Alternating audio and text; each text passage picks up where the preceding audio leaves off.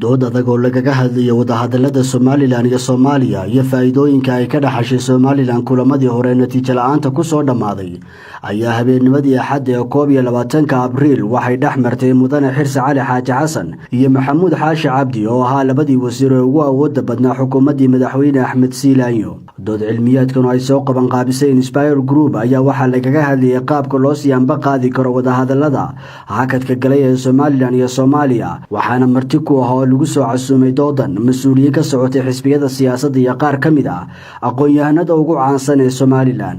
doodii wadahadalada Somaliland iyo Soomaaliya ayaa toos loo guda galay waxaana mas'uuliyiintii dooda ka qayb qaadanayay mid kastaba uu soo bandhigay aragtidiisa ku aadan qaabka ugu haboon ee wadahadalada u waajihi karaysa Somaliland sida ay u arkaan in dib loo bilaabo wadahadalada iyo waliba faa'iidooyinka ay Somaliland ka dhaxashay oo kulamadii hore ee natiijo la'aanta ku soo dhamaaday. wasiirka hore ee wasaaradda madaxtooyada Somaliland mudane Maxamuud Xaashi Cabdi ayaa sheegay inay muhiim tahay in dib loo bilaabo wadahadalada balse uu aaminsan yahay in loo galo qaab ka duwan qaababkii hore. waxaana wasiirka hore madaxtooyadu ku eedeeyay madaxweynaha Soomaaliya in aanu diyaar u ahayn bilaabida wadahadalada. mudane Maxamuud Xaashi Cabdi ayaa sidoo kale sheegay in 7 kulan oo foolkafool ah oo ay wada yeesheen Somaliland iyo Soomaaliya ay noqdeen kuwo madhalaysa oo aan midhihii Somaliland doonaysay aanay ka soo goosan waa sida uu hadalka u dhigay.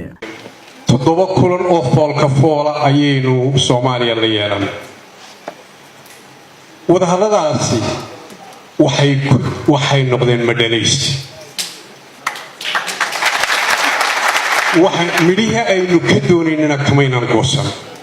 intaasi kadib waxaa hadalka la wareegay wasiirka hore ee madaxtooyada ee xukuumadii madaxweyne Siilaanyo haddana ah hogaamiyaha xisbiga wadaniga ee Somaliland mudane Xirsi Cali Xaaji Xasan waxaanu ka jawaabay hadalkii Maxamuud Xaashi Cabdi ee ku saabsanaa in madhalays uu noqday 7 kulan oo ay yeesheen Somaliland iyo Soomaaliya. hogaamiyaha xisbiga wadaniga ayaa sheegay in 7 kulan ay yeesheen Somaliland iyo Soomaaliya aanu ahayn kuwa caalami ah balse kaliya ay ahaayeen kuwa iskugu yimaadeen guddiyo isla markaana qodobada ka soo baxa loo gudbinayay beesha caalamka.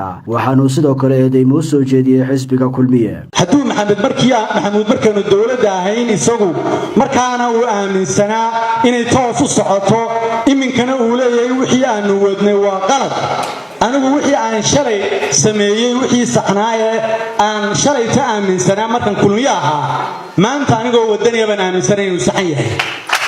ma ihi dadka isbedbedela marbaadiida waxaan ku darayaa waa marka labaad waxa ka muuqata halkan daaniya abiyanu baa uu helinay inta kale kulmiye ahaayeen oo aaminsanay marka jaawareerka kulmiye inaanu geer haysan oo wasaaradii khaariji ha noqoto ama ha noqoto qorshe inaanu kulmiye maanta geer haysano meel uu socdaba aanu garanayn oo wadahadaladii wixii ka soo baxay garanayn uu leeyahay wixii uu soo saaray uu leeyahay waa madhalays oo meesha loo socdo aanu garanayn oo kaliya waxay inamada tiriyay madaxweynaha sheegeen 126 jeer buu farmaajo ka hadlay oo farmaajo uu ka hadlay war waxa cayd waxa ma tarto inaynu caydtana waxba tarimayso garnaqsi bay u baahan tahay. mar kale ayaa waxa codbaahiyaha la wareegay mudane Maxamuud Xaashi Cabdi waxaana uu yiri isagoo ka jawaabaya eedeymaha uga yimi xisbigiisa hogaamiyaha xisbiga wadani iyo falcelinta ka dhalatay hadalkiisa ku saabsanaa in ay madhalays noqdeen 7 kulan oo ay yeesheen Somaliland iyo Soomaaliya.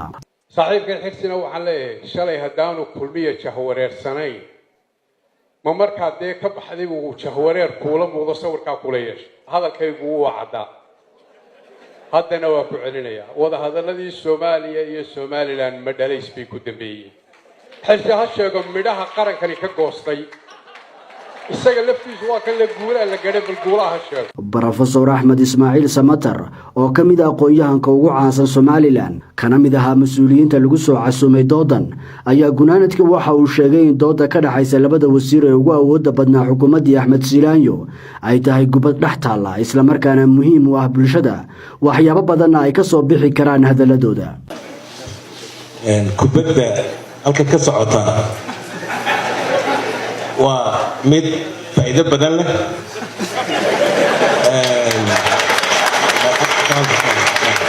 faa'iido badan bay leedahay. Maxamuud iyo Xirsi kubadda ay ciyaarayaan.